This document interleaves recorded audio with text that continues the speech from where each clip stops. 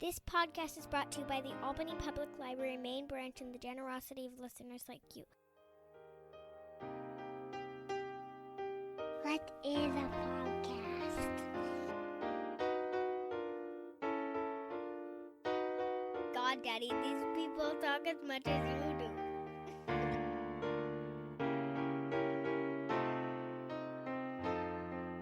Razib Khan's unsupervised learning. Hey everybody, this is Razib Khan with the Unsupervised Learning Podcast, and I am here today with Fredrick DeBoer, who is the author of The Cult of Smart. Freddie, could you introduce yourself? I'm Fredrick DeBoer or Freddie DeBoer. I run a Substack at freddydeboer.substack.com. I have a PhD from Purdue University where I focused on writing and literacy assessment, standardized tests of college learning. And I like to think about education policy and write about education policy an awful lot.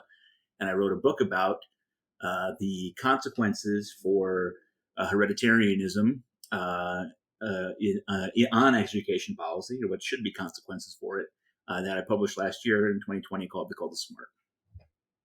Yeah, I read your book, and I've also read Paige Harden's Genetic Lottery, and I want to talk about both of them. Partly because, I don't, to be honest, I don't like the term hereditarian left because very few people are 100% hereditarian and very few people are 100% environmentalist. So I don't know if there's a better word, but it sounds weird that way. But in any case, you two are often bracketed together because, to be frank, like, you guys say things which a lot of people privately accept, but it's a little bit taboo, I guess, in center to left circles. I don't know. I read The Cult of Smart and I read The Genetic Lottery, and I have to say, the way that they were both, the way people spoke of them, at least in a non-insidious way, is that they were going to be similar, but I actually think they're quite different just for the listeners. I have written about Paige Harden's book, The Genetic Lottery, and so you guys are familiar with that. And if you think The Genetic Lottery and The Cult of Smart are the same, I would invite you to read them because they are considerably different, even though they have a lot of the same bases, a lot of the same factual underpinnings. Paige is a psychologist, behavior geneticist, and Freddie, he's an educationist, or he works in education. That's his background, and you can definitely see the differences there. So I want to start off with a story before I let you speak, Freddie. My family is from Asia, from Bangladesh, and when I moved to the United States, I didn't know English. I did know some, but very low fluency levels, and uh, they gave me a standardized test and I scored in the bottom 5%. The fact that I didn't know the language and blah blah blah, all that stuff was obviously probably an issue. They weren't super stressed about it. My kindergarten teacher, focused a little bit on me, and they redid the test at the end of the year, and then I scored in the top 5%. And the lesson that I took and that my parents took was that I had worked hard. I don't really know if I worked hard. I just mostly remember playing in kindergarten, but in any case, I did have a few linguistic shortcomings. So yeah, the native language that I grew up speaking before I was 5 does not have male or female pronouns. It just has a gender neutral pronoun. So I kept calling everybody he into first grade, and so there were these little things, but I was 99% there. In terms of schooling, and I was a pretty good student. And my mom told me specifically, you have to work harder, because Americans are super smart, and that's how you're going to do well. And I did pretty well, and so the conclusion I drew from that is that I worked hard. I'm a kid. This is what I'm taught, right? And in seventh grade, we were in. This is before the math really started diverging, and kids that aren't as good at math kind of start taking different classes. This was like one of the last math classes where there was like more of a mixture, and we had group assignments, and I was expressing a lot of frustration with some of the other kids, particularly one kid in the group, and I was a little bit agitated. My teacher, who I was friendly with, she pulled me aside after class because she knew that I had study hall, and so she would just like tell the teacher that she had to talk to me for a little while. And she said, "Why are you so angry?" And I just said, "Well, I mean, I get frustrated when I'm in groups with lazy kids." And so she said, "Are you sure that they're lazy, or maybe you're smarter?" And I'm like, "Well, no, I just work harder. That's what my parents told me." I just like literally verbatim what I said. And she said, she asked me, she's like, "Well, what does your dad do?" And I'm like, "Oh, he's a college professor. He's a chemist. He's a physical chemist." And then she asked me, what does your mom do?" And I'm like, "Oh, she's a homemaker." But then she's like, "Well, what did your grandparents do?" I was like, "Well, my grandfather's a doctor." And it went on like that for like a couple of minutes, and she's kind of paused. She's like, "Do you think that maybe you have different abilities?" And you know, that was like a shocking moment for me, because this is seventh grade, and probably I had had those moments of frustration for all of elementary school, and I just assumed they weren't trying hard, because if it was easy for me, it must have been easy for them, especially since, in the back of my mind, well, they were born here, they learned English when they were little, blah, blah, blah. It probably should be even easier for them, right? So I bring up this story because one of the things that I liked about The Cult of Smart, and I liked about your book, is you have a lot of background in education, and you put some stories in there where I can't personally relate to those kids, just because, as they would say, it's not my lived experience, but I've had friends that have struggled and that have had aspirations. Like I'm thinking of like, my best friend, and probably when I was like 14 and 15, the two of us had very similar interests. But to be entirely frank, he just was average in his intellectual capabilities. And so he grasped for things where he kind of fell short. And it was kind of difficult for me to watch because he saw me doing the same things very easily. And by that point, I had become more aware, not in a scientific way, really, but, I had become starting to more aware about genetics. Now, partly because I'm not as athletic. There was a kid in my school who like I hung out with, and I knew that he didn't do anything different than me, but he was just incredibly athletic. And then I found out his dad was like, captain of the football team. But there was just all these things where I was like, okay, genetics matters for athletics. And then I started thinking, well, maybe it matters for other things too. And then I started my friend, and I know how hard he tried. And ultimately, I mean, he's doing fine. He's not on the street or anything like that. But he let's like to be entirely frank, he's just was never going to become the astronomer he wanted to be. He couldn't do the math, and he's not an astronomer today. He has a fine job, but it was just something to observe, and that really made me reflect a little bit about the luck that I had, to be frank. Because I would rather be a good student than a good athlete. So I think I lucked out that way. But I mean, that's the story that I want to tell. Like, I mean, I'm sure you've heard of a lot of stories like this, right? Yeah, I mean, I often will tell people to think back to their elementary school days in regards to these issues because one thing that I think is generically true, most people, when they were of elementary school age, they looked around at their different students and they knew that there were smart kids and kids who were not as smart, right? Like there was when you're in of that age and you don't yet have a political consciousness and you're just sort of operating in this sort of milieu of just kids being around each other and observing each other, it's not like controversial or mysterious to say, hey, some kids get the material a lot better than others do. And that's consistent and it tends to apply across different domains. And so like I ask people, like, go back to that mindset. You know, were you completely wrong? Was that an observation that you had about the kids being in school, some being smarter than others? Is that like something that you would now look back at and say that you were completely wrong? And you know, so I often, the way that I often frame a lot of this is that, like, look, I have an observation that is just true. Then I have a supposition that's drawn from that observation that is not. I'm not as certain about that, but I'm still pretty certain. And then there's an explanation for that supposition, which again I think is very likely true, but I'm even less certain of that. And the observation is that it is just generically true across all domains of education that people simply do not move in the relative educational distribution very often. Okay, so if you take any kind of a metric for how students are performing in school, and you look at their place within sort of within that hierarchy, right?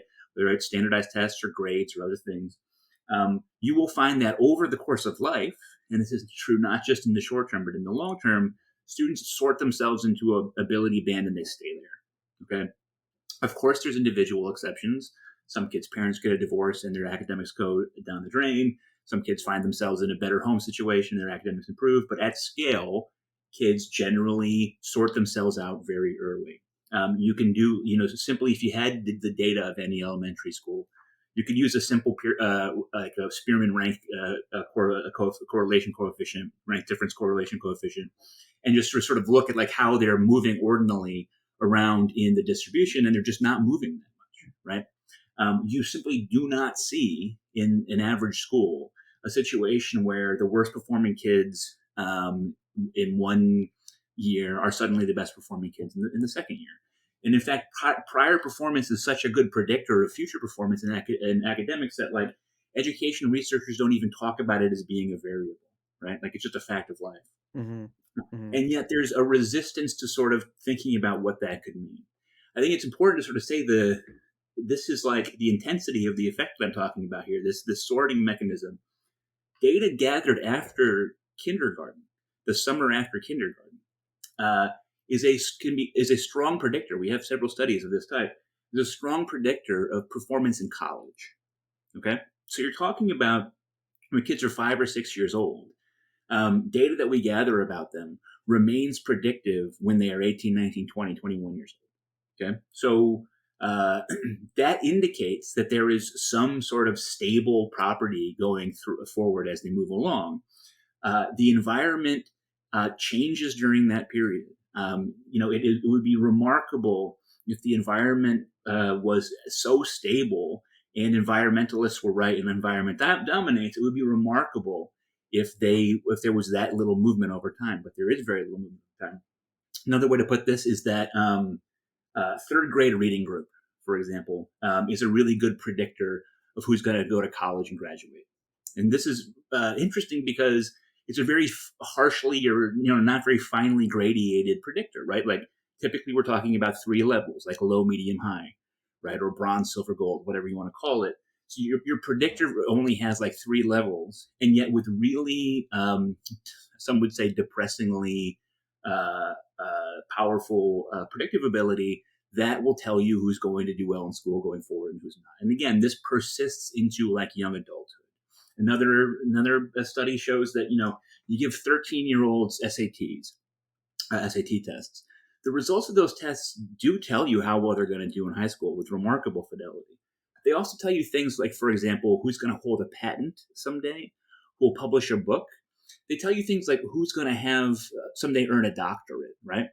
And the average American doctorate is conferred after the person turns 30, right?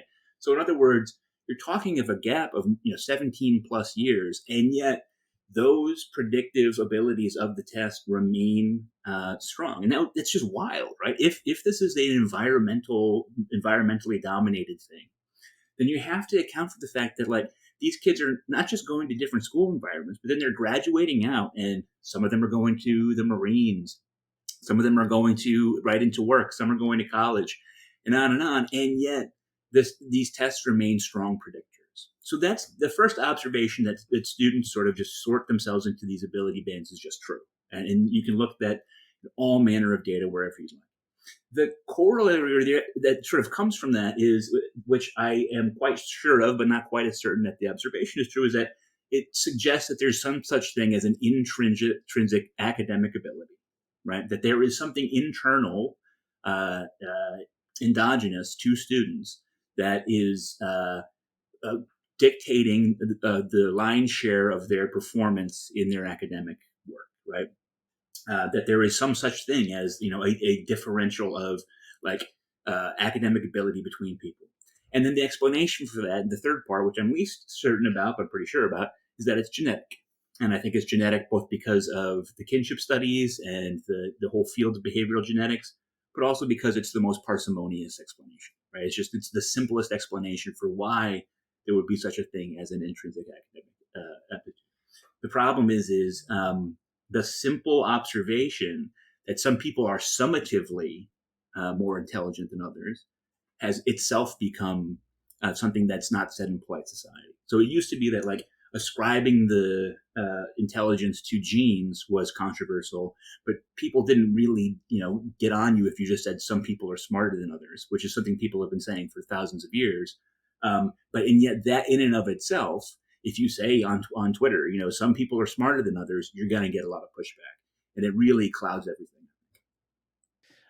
Well, it depends on who you're talking about, though. Mm. If you say someone wearing a MAGA hat is dumb or is not Mm. very smart, it actually is okay. So, Right. I think you're generally correct, but some of these rules, there are exceptions for out groups that we don't like. Do you have any? Can I ask you? Do you have any siblings, Freddie? I do. I have two brothers and a sister. So I have, I have a couple of brothers and a sister, and one thing that is interesting to me is variance within siblings, Mhm. which, like, you cite the research, and there's been extensive research since that research that you cite, that you look at genetic variance within siblings, and then you compare them to outcomes in things like height or educational attainment, and they tend to track roughly on at least on the population level this genetic variance. And so, what do you think of, like, what do people tell you if you point out, well, do you think the difference in sibling outcomes in, mathematical ability? So, for example, my brothers are better at math than I am. I'm okay, to be frank, but Mm. you know, one of my brothers is, like, let's say he's like works in mathematical science, like literally that's where Mhm. his doctorate is. So like, we're Mhm. talking like many many sigmas out there, and I try hard to do math, like, to be frank, beyond multivariable or linear algebra, and it's difficult for me. And I think you've talked about similar. Like, we have most people have math walls. Like, there's a few select, and like we're Mm. talking like very very few, where it's like whatever they try, they can learn it, and it's not like a lifetime's task. It's like maybe a month, Right. But like, what are people's intuitions about why this happens? Like, are some siblings lazy? Do they just not want to think about it? Right. So I mean, I think one thing to mention, I'm sure most of your listeners already know this, but like, I think that people need to understand that, like, you know, previously the, assumption is that, with a lot of caveats, right? Uh, it, Identical twins share, about 100% of their DNA, with some, opportunities for mutations, and people talk about the maternal environment, whatever. Um, Fraternal siblings, fraternal twins, just regular siblings, were estimated to share 50%, and half siblings 25%.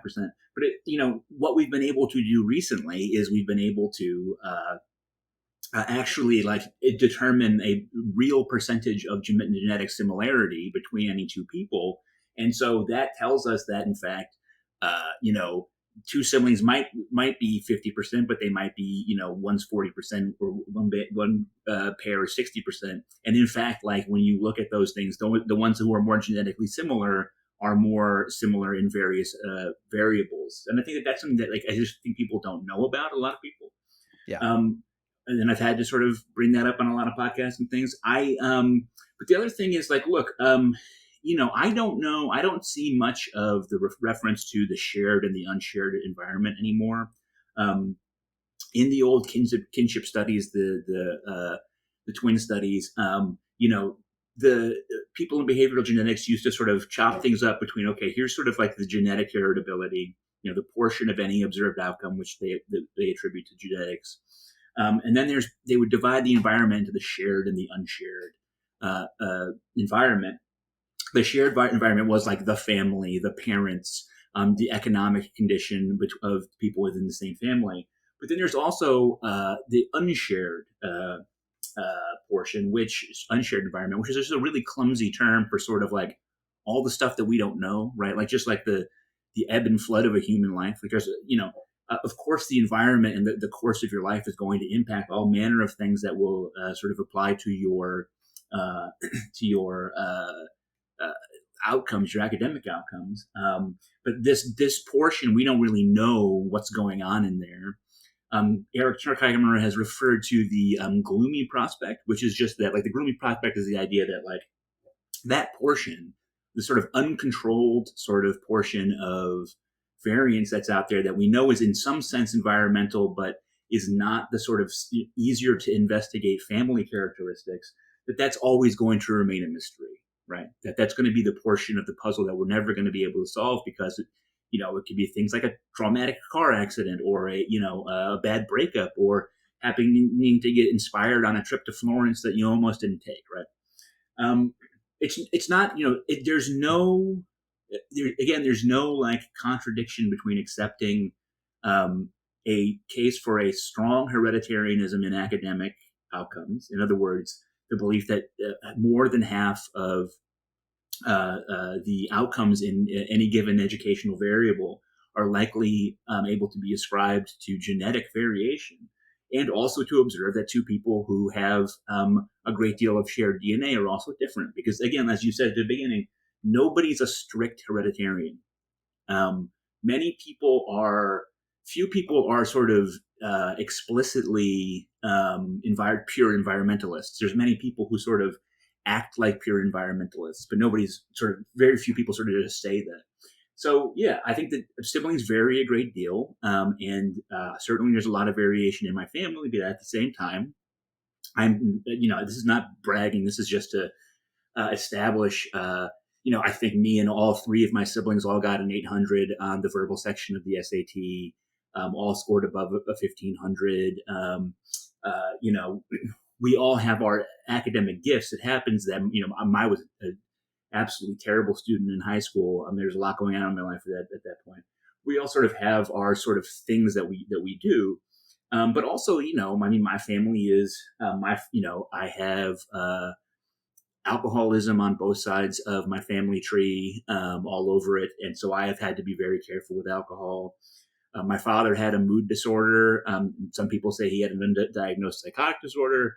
I have a psychotic disorder. Like, there's just so many things, and it also just looked at like the sort of shared socialism between my family. So I come from a long line of socialists, and of course, I don't think in a simplistic sense that like being a socialist, right, is sort of written into my genes, right?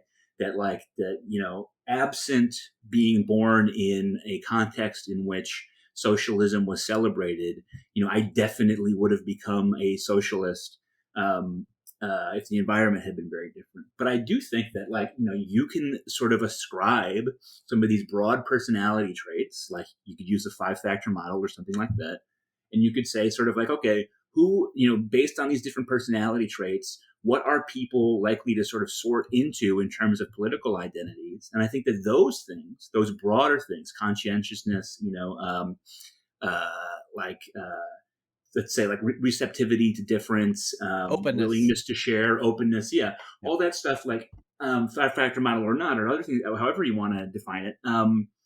Those things I think are heritable, and they make it more likely that you are going to be someone who will absorb the shame shared politics of your parents, right? Mm-hmm.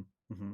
Yeah, I have I want to like uh, I'll kind of I'll stop with the personal stories, but like related to that, so my family's not particularly political, I would say, but uh I have one of my siblings. He is basically a generation younger than me, so I didn't really grow up with him.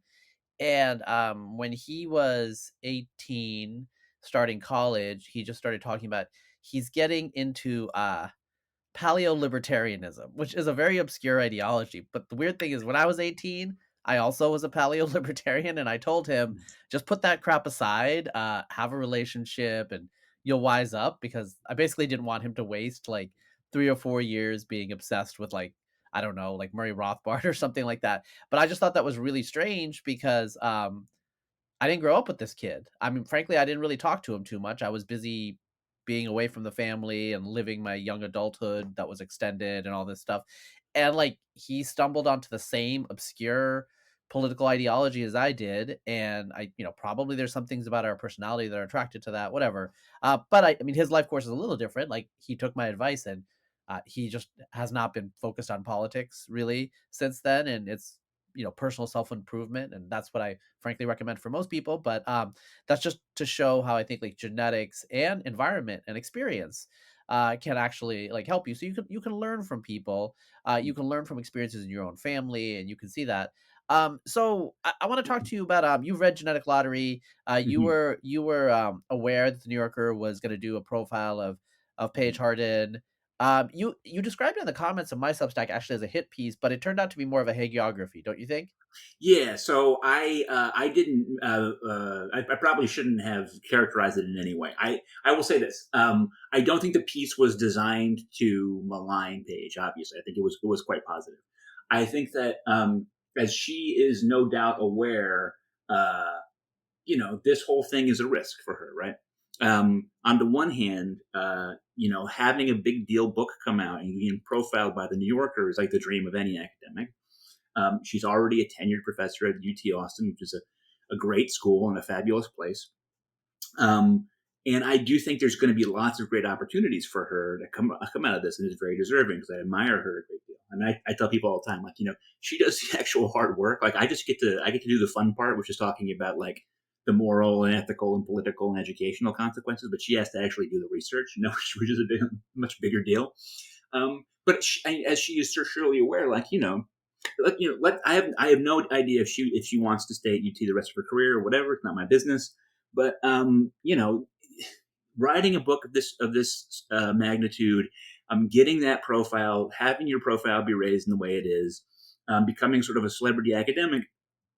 Typically, like, you would get hired, you would get poached, right? Like, very often a professor is going to get picked up from a big state school, even one with a great reputation like UT. And like, a Brown or a Princeton or something, a Stanford will come and grab her, right?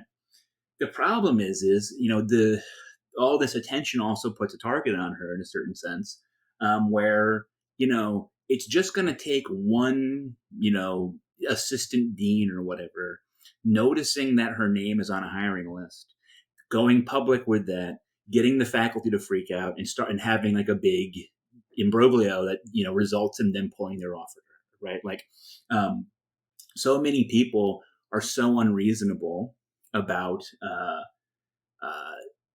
just this line of inquiry at all. I mean, all you had to do was stick that article into the search bar at Twitter, and of course, you found an immense number of people calling her a Nazi and a eugenicist and all this other bullshit. And in academia, that's very sort of threatening, right? So I think she's going to have a ton of great opportunity coming out of this, and it's very deserving.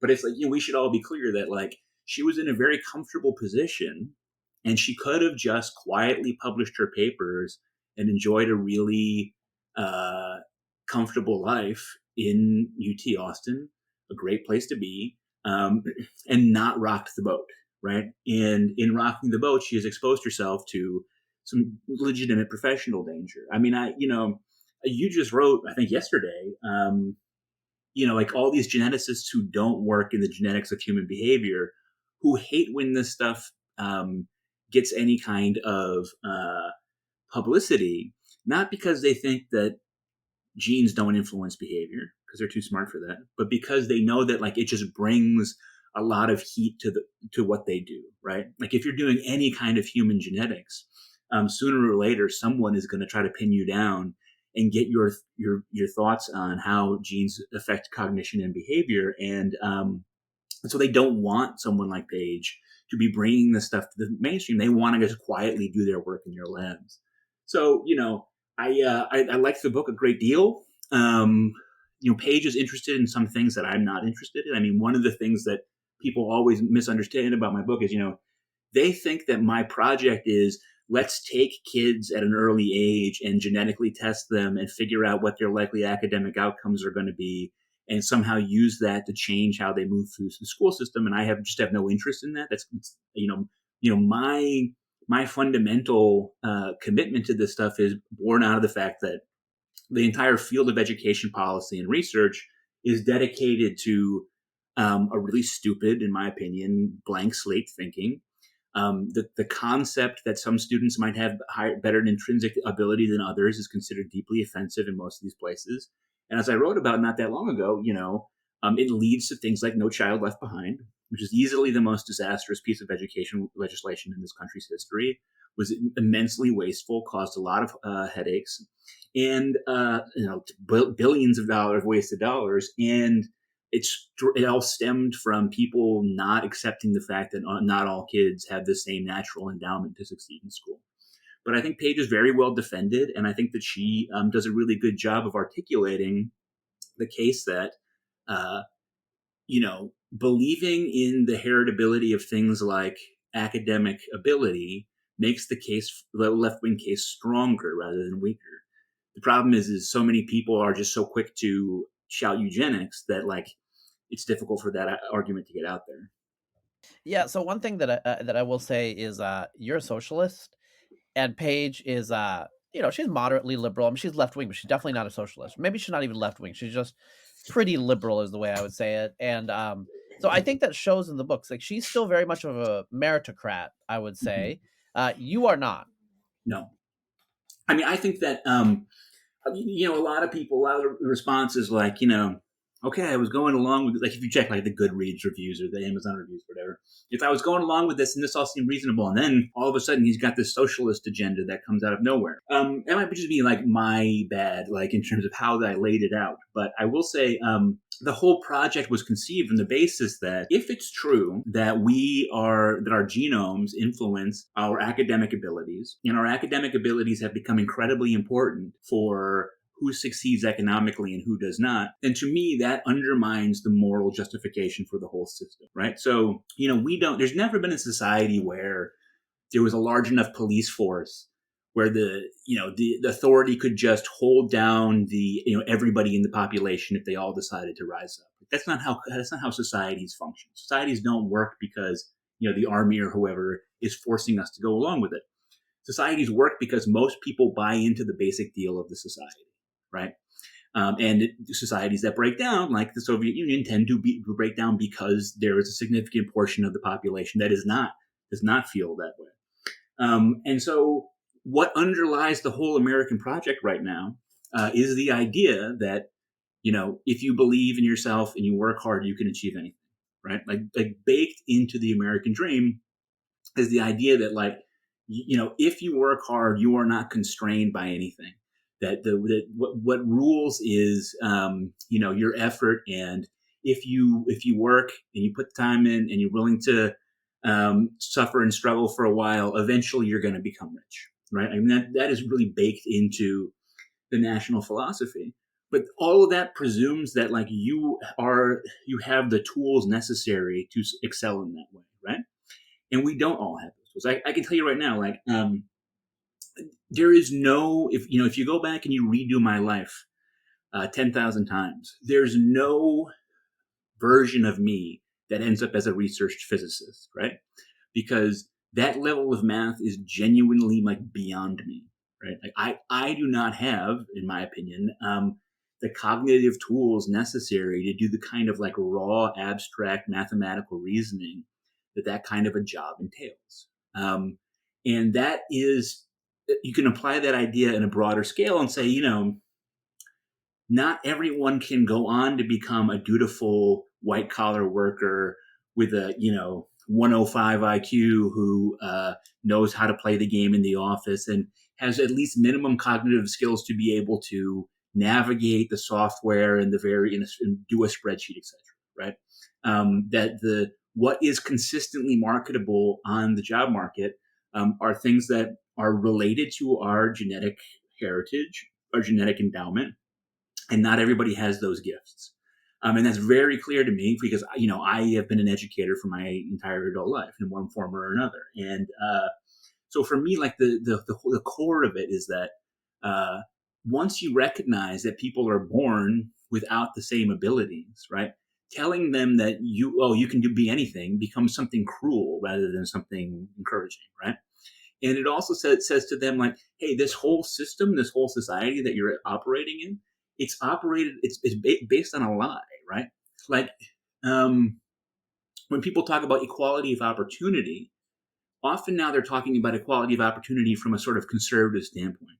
They might be liberals, like a John Chait liberal, but they tend to talk about equality of opportunity to shore off pressure from their left, to push off pressure from socialists. But what you have to ask yourself is, equal to what degree? Because if you emerge into life and you already are bound to pursue a certain path because you were gifted or not gifted with certain academic traits, then equality of opportunity is meaningless, right? Like if you could be there in heaven when God is making you as a baby, and he says, I'm going to make this one, top out at an 80 IQ. And then someone said, now go out into the world. You're free to be whatever you want. You would say, well, hold on a second, right? Like it doesn't feel like I'm free because you've given me these genes that constrain my ability. And that's at the heart of the whole thing, right? Recognizing that if some people are suffering, and people are suffering in our economy, because they don't have the intellectual gifts they need to flourish in that economy, it creates a greater moral justification for a more redistributive state in one way or the other. Mm-hmm. Well, I want to. So in the profile in the New Yorker, it talked about Paige's family background, and just so listeners know, I know Paige personally.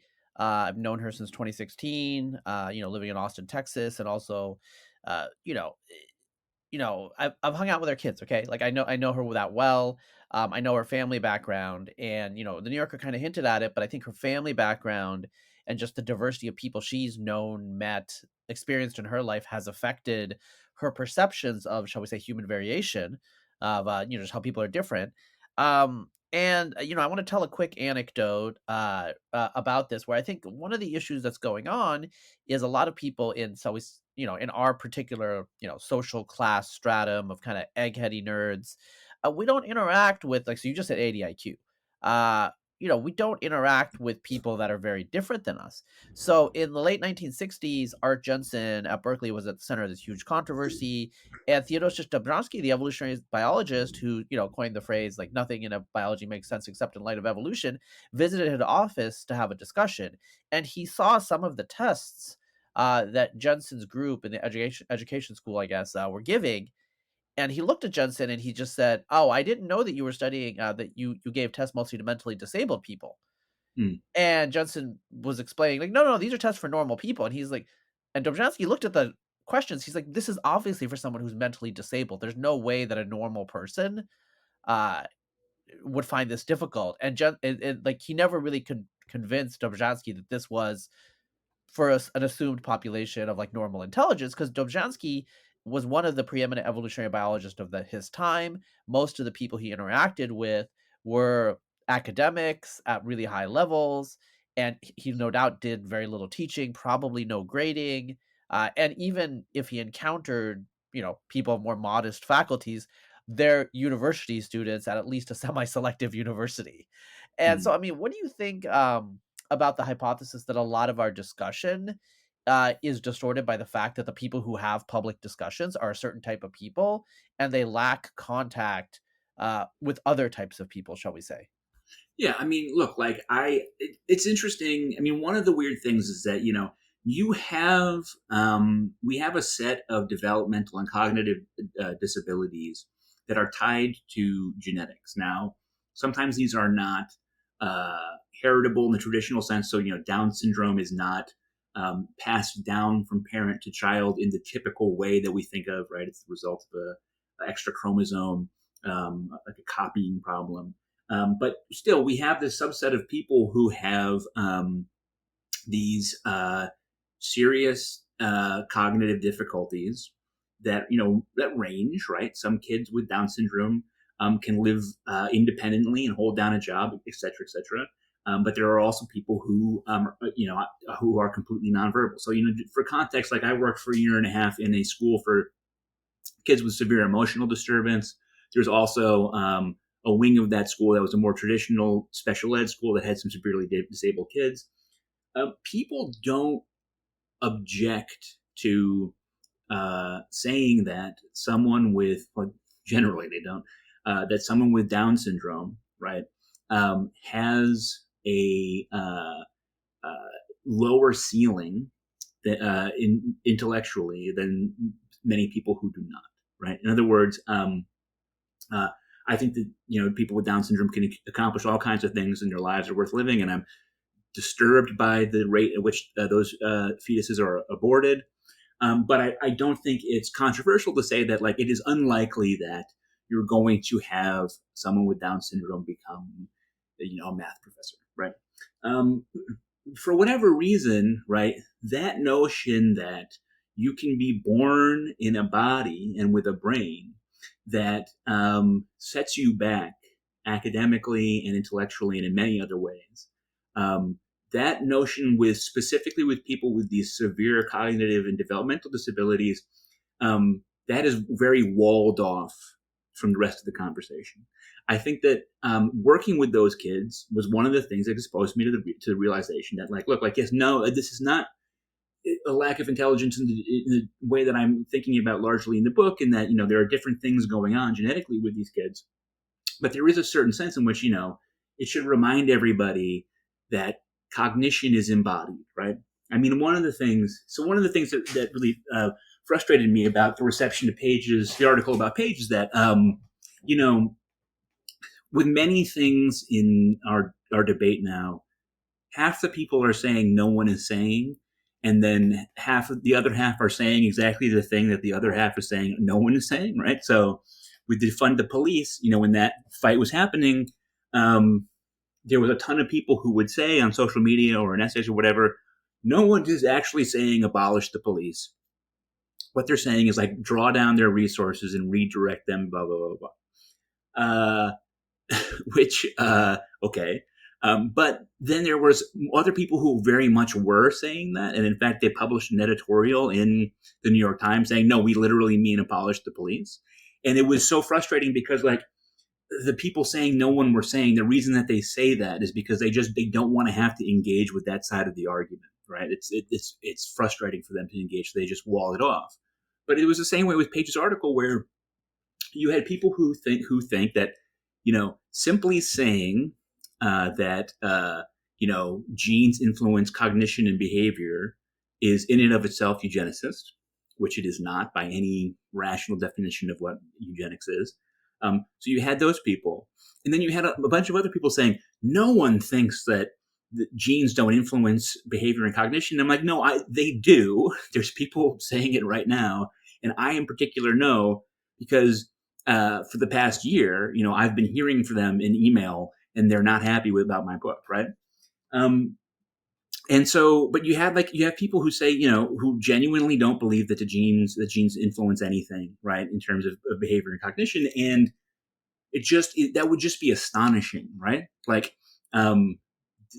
our behavior and our cognition arise from our brains. Our brains are organs, they're tissues, right?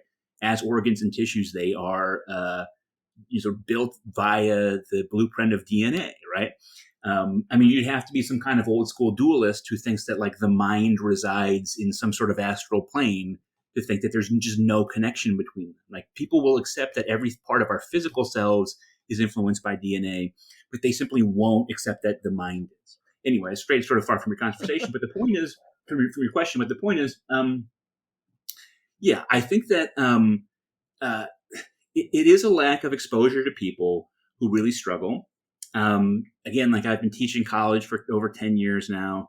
I mostly taught freshman classes. And the thing about freshman classes is you interact with a lot of students who are inevitably going to drop out, right? Like, the professors who, are big deal professors, tenured professors who, dominate the academic conversation on Twitter, essentially never teach classes with freshmen in them, right? Like, many of them never do.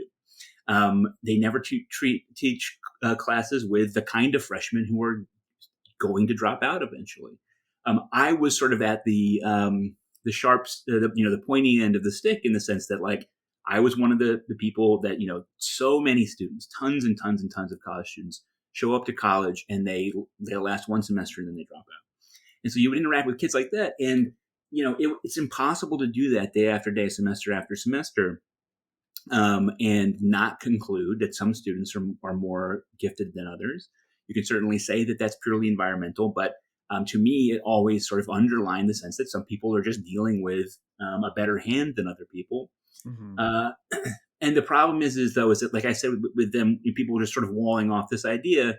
I think that even if they interacted with people who were not, high achieving academic types like them, I think that they'd still find a way to sort of deny the salience of it, because they've so sort of walled off the idea in their minds, right? They know people are born whose genes make them severely cognitively deprived and make them essentially incapable of doing academic tasks, but they wall that off. They know that the brain is a part of the body, and they know that the body is built with DNA, and they know that the mind comes out of the brain, but they don't know, but they don't connect that to their own lived experience. Like the ability of people to create these mental silos on this issue is really impressive. Yeah. Yeah, there's so much to talk about, Freddie, but I wanna I I wanna talk about so I listened to a lot of the podcasts about the cult of smart. So like I stopped listening because like Freddie, like I am ideologically on political issues very different than you, but I did laugh a couple of times reading this book, reading your book, because I'm just like, yeah, I pretty much agree with all of the factual assertions you're making. So we start with actually very similar premises.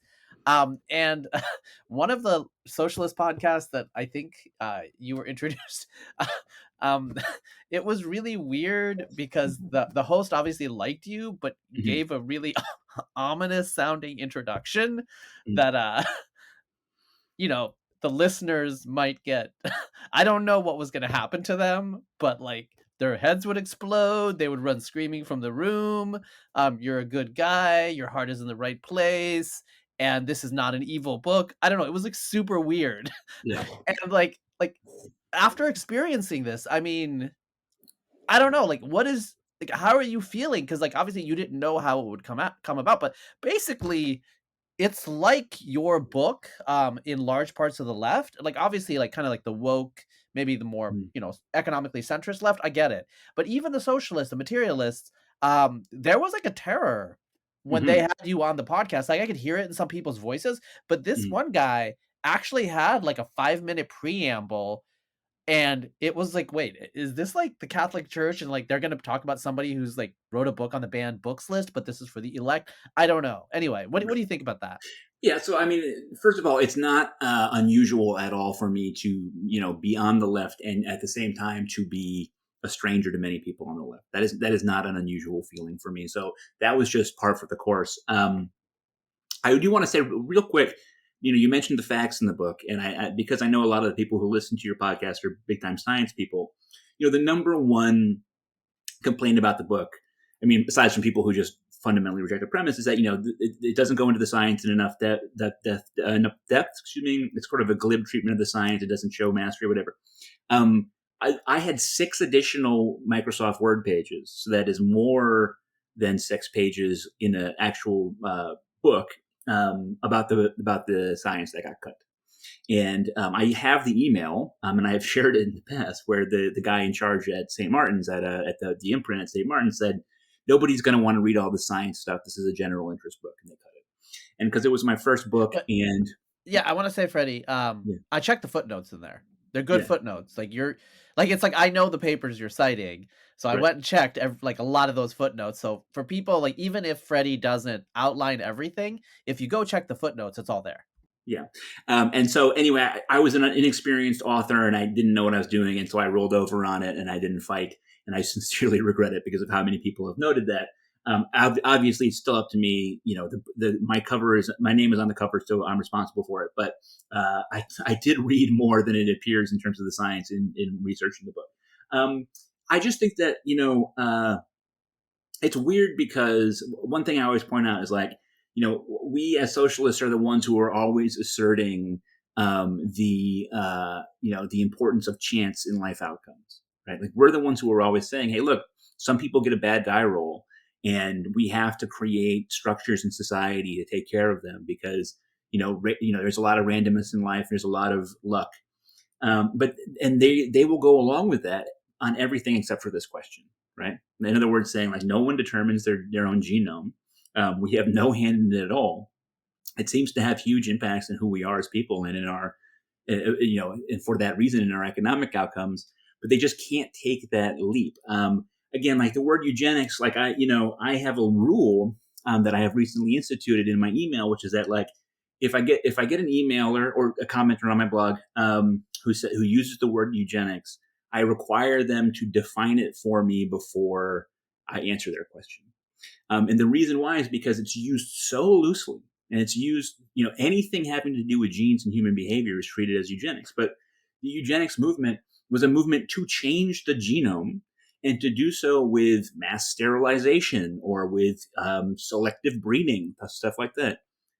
I have no interest in that. There's nothing like that in Paige's book, right? Like that's just made up. But it's just this sense of danger that pervades this whole topic that compels ordinarily kind of rational people to be really irrational about it.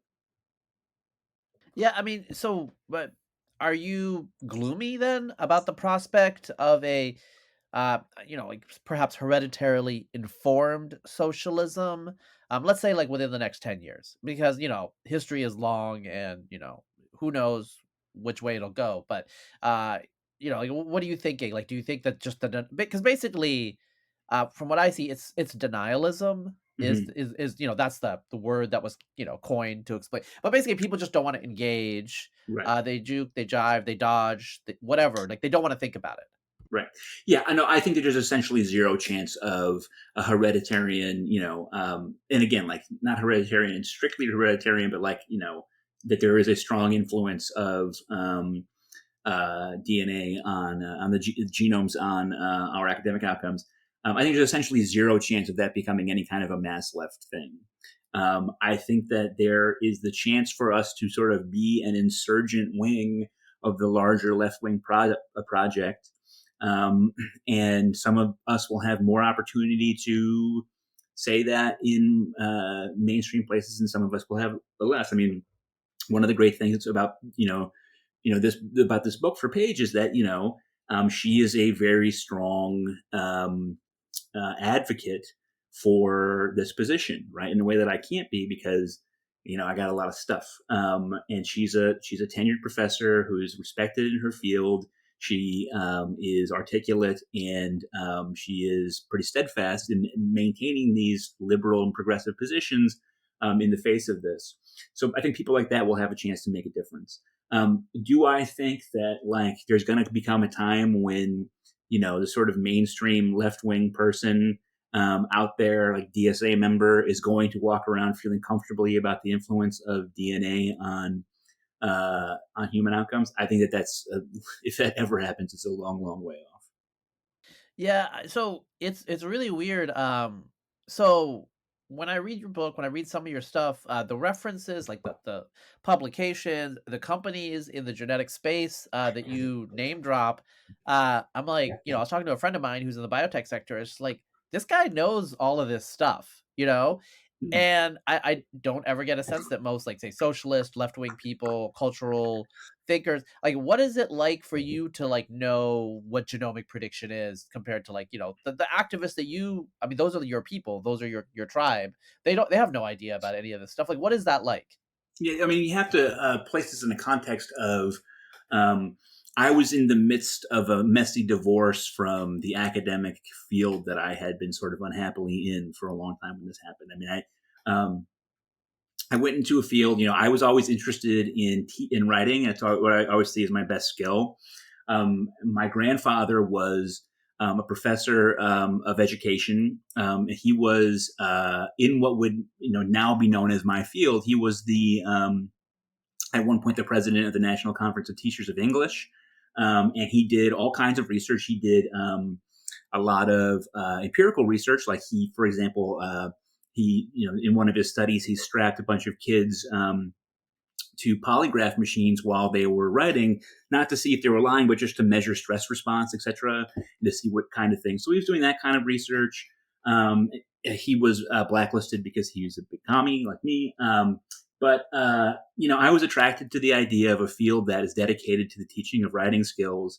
And I think that matters. And it was also a market calculation because that little field of mine has vastly better hiring numbers, at least in many programs, than like an English department or a philosophy department does.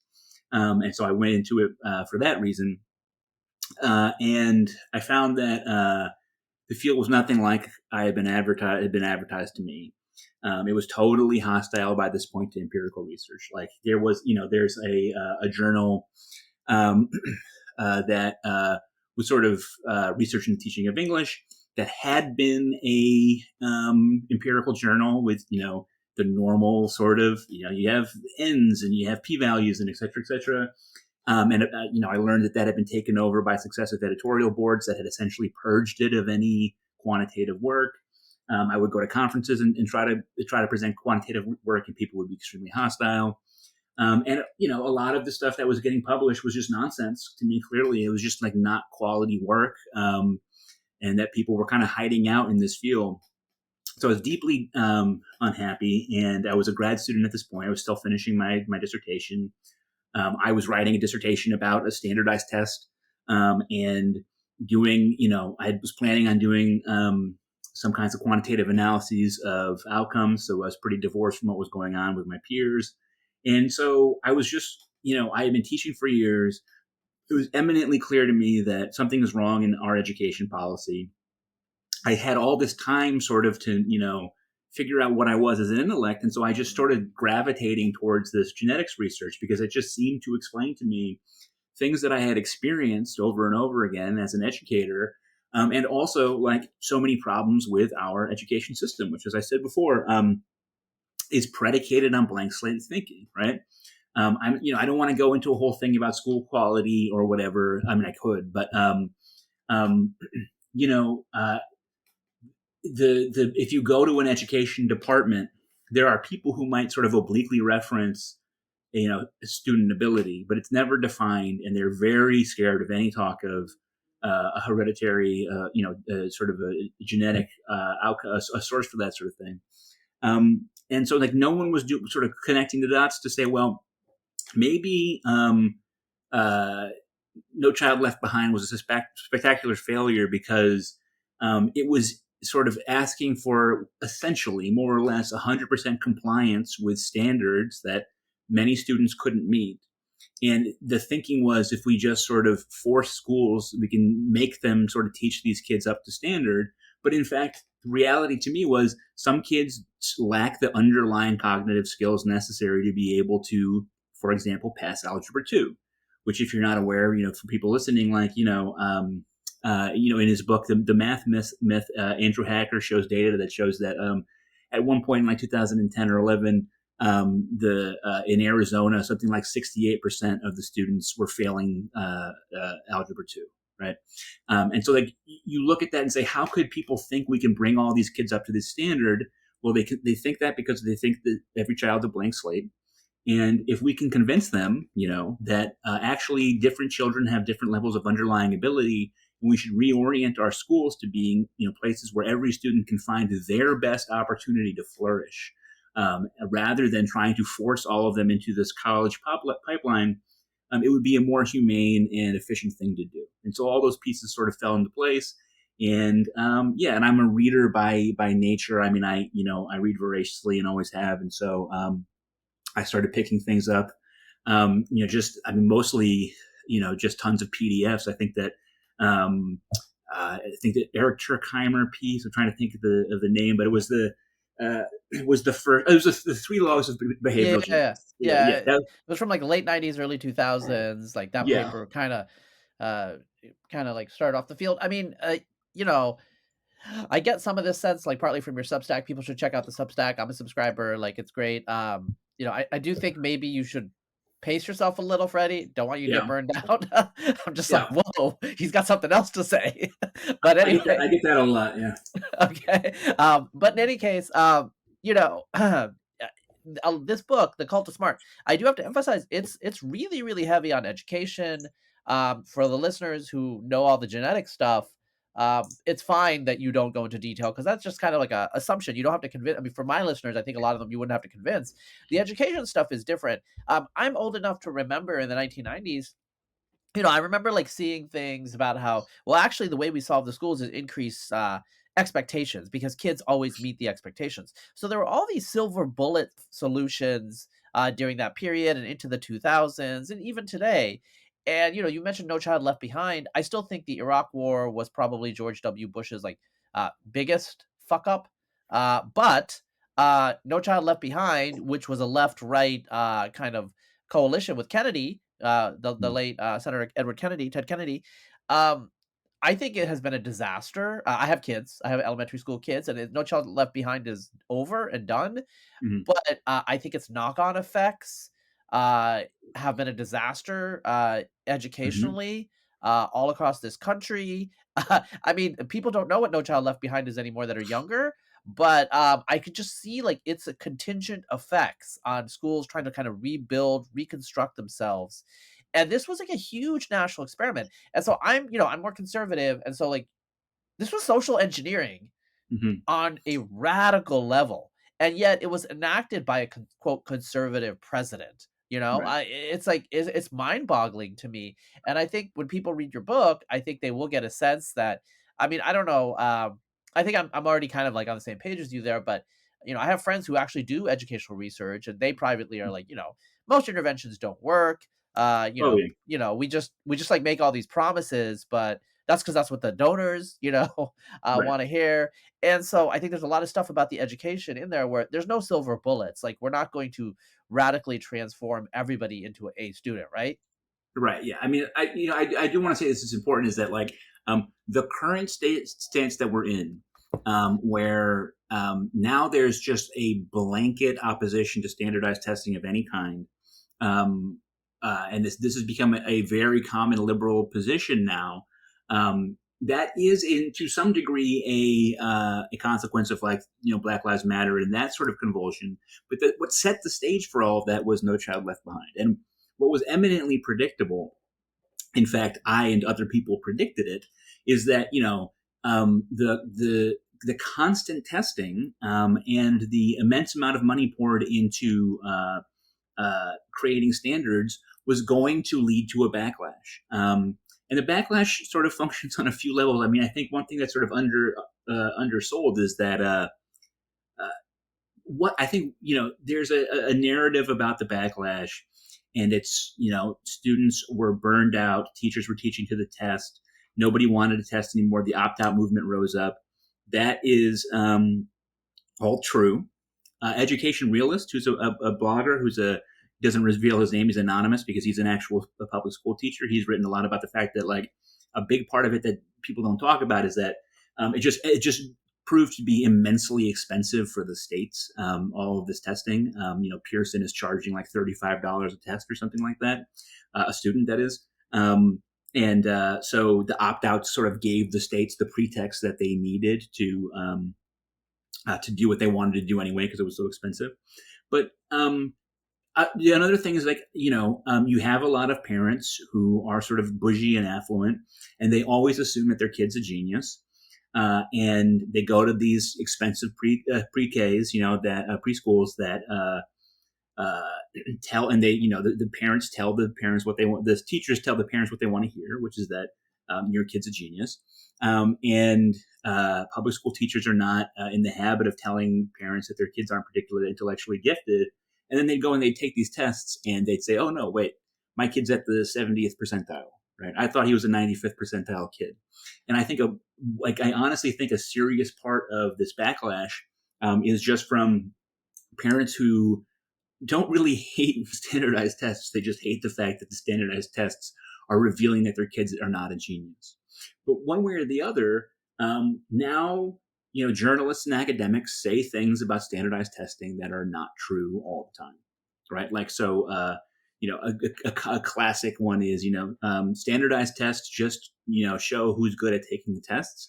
But I've already said that that's not true, right? Like the predictive validity of a modern standardized test in terms of being able to tell us what students are going to be able to do later on in life in a given academic domain is remarkable. I mean, the correlations that we're seeing and the ability of these tests to tell us how students are going to do down the line is really remarkable. They are and have always been predictive. The complaints about the influence of parent income on tests is both inflated. In other words, the influence is not nearly as large as people think it is, but it's also completely under theorized, right? They don't explain why that's bad. I mean, if we have every reason to think that people who are richer have the ability to become smarter within an environment, like, for a variety of reasons. So if the test is telling us that the richer kids are doing better, then the test is doing its job, right? It's measuring the construct accurately. And so, yeah, so we're living in this post No Child Left Behind era. And it's so funny for me because it's like, it's a classic example of how I can never be satisfied, because this sort of neoliberal school reform movement is wounded right now. It's still very well funded, and so I would never count it out. But all this testing opt-out and the notion that all standardized tests are inherently racist no matter what, which is very widely promulgated in liberal circles. We're going from No Child Left Behind, which is test everybody all the time, to now let's test nobody, right? Which is also stupid, right? I mean, I've always been an advocate for, there are many things that we don't know how to do well in education research, but designing these tests is one of the things that we do know how to do well. And what we also know how to do well is to infer a population's characteristics from a representative sample, right? We know how to give a test to a demographically stratified subsample of any given state's or district or whatever student population, have them take that test, and then extrapolate out from those results, because those extrapolations we know are extremely accurate, right? So you don't have to test everyone all the time, as in No Child Left Behind, but you also don't have to never test them, right? Like, you can integrate all this into a humane and intelligent way. But unfortunately, because the tests are racist argument is perceived to be strong, and it doesn't allow for exceptions, that's the road we're traveling down. Yeah, I mean, so in graduate schools, there's an issue of getting rid of the GRE, Grexit. I think we both agree that that's dumb. But in any case, I have a friend, a prominent academic, and he was opposed to it, but he knew that it was futile, that the department was going to get rid of it. And I was like, "Well, are you worried?"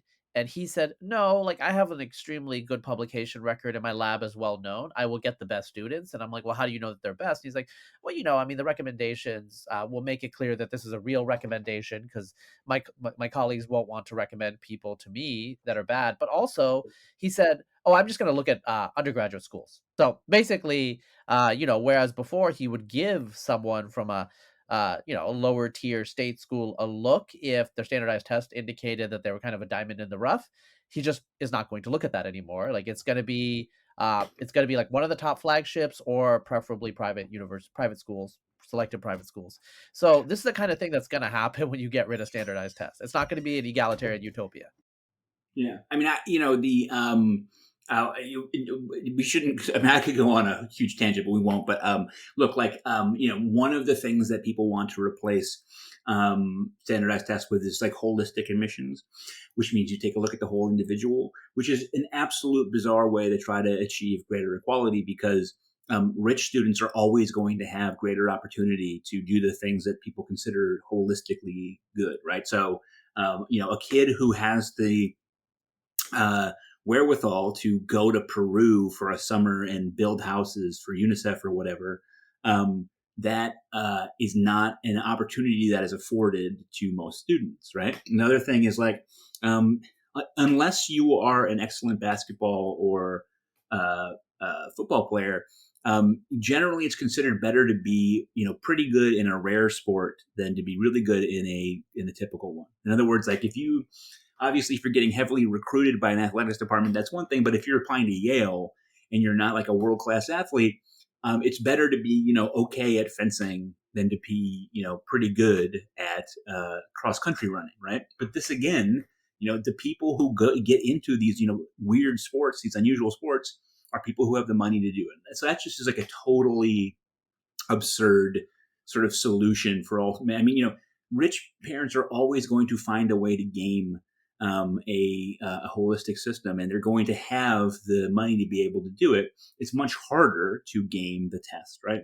The other thing is, like, just look at a high school GPA. Well, there are abundant problems with that people never even want to talk about. Like, for example, different GPAs mean different things in different schools and contexts, right? There are schools where the valedictorian has like a 3.7 GPA, and there are schools where all of the top 20 kids have like a 4.5, right? What makes the way that this sort of functions is that a lot of people don't know about this is a lot of elite schools have these complicated systems for translating GPAs from different schools, and they will actually have a profile for individual high schools. And they'll use that to sort of calculate what a sort of weighted GPA is that they use in their determinations. So if you're saying we're just going to take GPA, and then we're saying, okay, if we just take GPA, hey, this poor black kid from Detroit inner city school, he's got a 3.8, right? And this other kid, this rich white kid, she's got a 3.8. Well, hey, they're sort of at an even playing field, but that's not going to endure when that person is compared to their peers, right? Which is exactly what these elite schools are doing. And by the way, those formulas, those calculations, there's many schools that don't even acknowledge that they have them, although it's public knowledge that they have them, and they're complete black box, right? We have no transparency about how that's happening. And so one of the things that's happening when you get rid of the test is like you're removing quantitative transparency, the ability to know what's going on in various dynamics. So I always say to people, how do you know that there is an income effect in SAT scores, right? How is it that you know that people from a lower income band score lower? And they say, well, you look at the scores, in which I say, aha, right? You can't do that with holistic admissions. There's no way that you can sort of figure out the correlation coefficient that tells you the likelihood of impacting a completely non-quantitative indicator like holistic admissions, right? So we're just removing information from the system. And the assumption is that that's going to result in greater equality and justice, when in fact, it seems to me, it's going to do the exact opposite. Yeah, I mean, we're on the same page. So I want to close out final question. Kind of like a, less in the weeds question. The whole woke movement or whatever, the awakening, you've been pretty much a kind of a communist the whole time I've known you online, a pretty far left guy. But how do I say this? There are people who were like basically neoliberal shills 5 years ago who are accusing Right. you of being like a fascist. Like, I mean, what's going on Right. here? Like, how is this going to end? Yeah, I mean, look, people can investigate my writing. I've written an awful lot about this. Look, like there is a dimension of self-interest to any political movement. But in the sort of social justice movement or woke movement, whatever you want to call it, I think the sort of the jockeying for position has overwhelmed any sense of basic political strategy. And so people who don't have any particular legitimate attachment to these politics are getting on board publicly because they don't want to deal with the consequences of being perceived not to be on board. Look, my criticisms of social justice politics is not despite being a communist. It's because I am a communist, right? Like I believe in that politics is about the material world and rearranging the material world to be a more just place. And woke politics are absolutely obsessed with symbol, language. Everything is, you look at like just all these language codes, the way that you talk about people and the way that you refer to them is supposed to carry this almost mythic power, right? Like that, if you name someone the wrong way, that's this terrible stain on them. But meanwhile, while the woke people are like working overtime to, establish this new linguistic world order, people are still suffering and nobody cares, right? Like I live not that far from Brownsville, New York, which is probably the poorest place in New York City. And if you go and you wander around there, there's more sort of Black Lives Matter murals. But otherwise, the last 5 to 10 years of social justice politics has not changed that place at all, right? Like go to the ghettos and people are still just suffering there. And so there's a major disconnect. I think, and I have been saying publicly that I think that the fad for wokeness is going to wear off. I don't know if that's going to be in a year or 10 years. But, remember 20 years ago, we were all of us living in this totally inflamed United States that was super, super dedicated to patriotism and nationalism and militarism, and that, was not looking to be a very progressive and enlightened nation, but was a wounded and, an aggressive nation. And I think if people think that like we can't just end up back there in 10 years from now, they're crazy, right? Things change, and this will change too. It's just very unpleasant while it goes on. All right. So thank you for your time, Freddie. The book is The Cult of Smart. Everyone should check it out. It's been a really good conversation. Yeah, I like your Substack is great. As I said to the listeners, I subscribe. There's a wide variety and diversity of things out there. The quantity and quality are quite high. So check that out. Thank you for your time, Freddie. Yeah, thanks very much, Razib.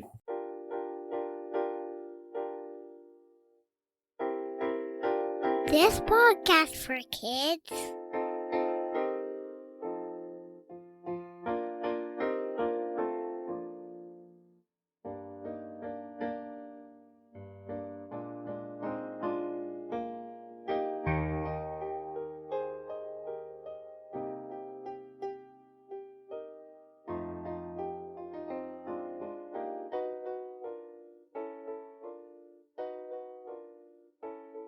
This is my favorite